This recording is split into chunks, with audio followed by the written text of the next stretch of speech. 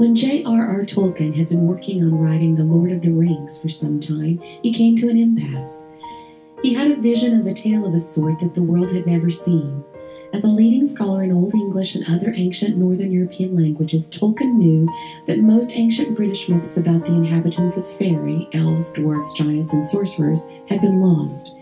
He had always dreamed of recreating and reimagining what an ancient English mythology would look like. The Lord of the Rings was rooted in this lost world.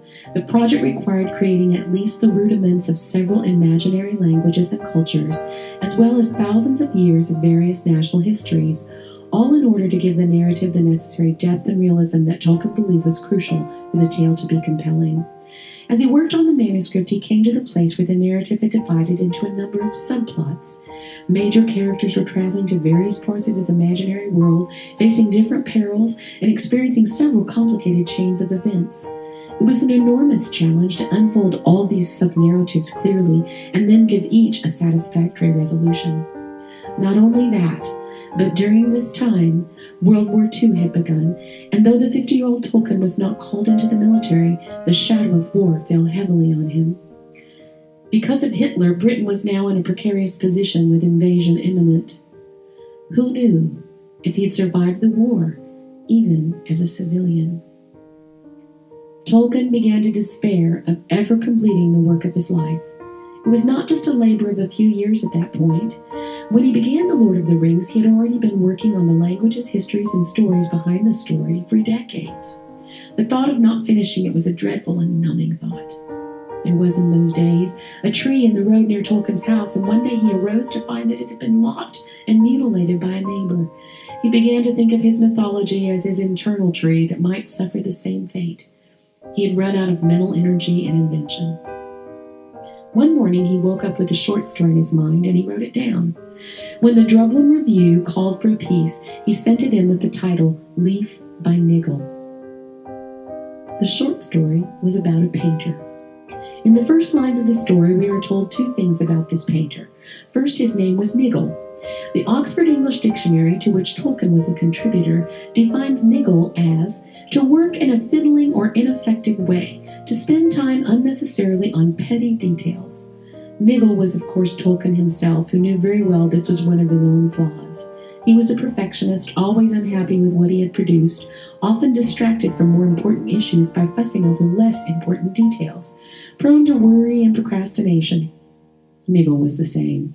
We are also told that Niggle had a long journey to make. He did not want to go. Indeed, the whole idea was distasteful to him, but he could not get out of it. Niggle continually put the journey off, but he knew it was inevitable. In Old English Anglo-Saxon literature, the necessary long journey is death. Niggle had one picture in particular that he was trying to paint. He had gotten it in his mind, the picture of a leaf, and then that of a whole tree. And then in his imagination, behind the tree, a country began to open out, and there were glimpses of a forest marching over the land and of mountains tipped with snow. Niggle lost interest in all his other pictures, and in order to accommodate his vision, he laid out a canvas so large he needed a ladder. Niggle knew he had to die, but he told himself, at any rate, I shall get this one picture done, my real picture, before I have to go on that wretched journey. So he worked on the canvas, putting in a touch here and rubbing out a patch there, but he never got much done. There were two reasons for this. First, it was because he was the sort of painter who can paint leaves better than trees. He used to spend a long time on a single leaf, trying to get the shading and the sheen and the dewdrops on it just right. So no matter how hard he worked, very little actually showed up on the canvas. The second reason was Niggle's kind heart. Niggle was constantly distracted by doing things his neighbors asked him to do. In particular, his neighbor Parrish, who did not appreciate Niggle's painting at all, asked him to do many things for him. One night, when Niggle senses rightly that his time is almost up, Parrish insists that he go out into the wet and cold to fetch a doctor for his sick wife. As a result, he comes down with a chill and a fever, and while working desperately on his unfinished picture, the driver comes to take Niggle on the journey. When he realizes he must go, he bursts into tears. "Oh dear," said poor Niggle, beginning to weep, "and it's not even finished." Sometime after his death, the people who acquired his house noticed that on his crumbling canvas, his one beautiful leaf had remained intact. It was put in the town museum, and for a long while, Leaf by Niggle hung there in recess and was noticed by a few eyes. But the story doesn't end there. After Niggle is put on a train toward the mountains of the heavenly afterlife, at one point on his trip he hears two voices. One seems to be Justice, the severe voice, which says that Niggle wasted so much time and accomplished so little in life. But the other, gentler voice, which seems to be Mercy, counters that Niggle has chosen to sacrifice for others, knowing what he was doing. As a reward, when Niggle gets to the outskirts of the heavenly country, something catches his eye. He runs to it, and there it is. Before him stood the tree, his tree, finished, its leaves opening, its branches growing and bending in the wind that Niggle had so often felt or guessed, and yet had so often failed to catch. He gazed at the tree, and slowly he lifted his arms, and he opened them wide, and he said, "It is a gift."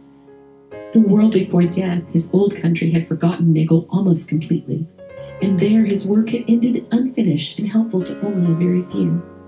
But in his new country, the permanently real world, he finds that his tree, in full detail and finished, was not just a fancy of his that had died with him.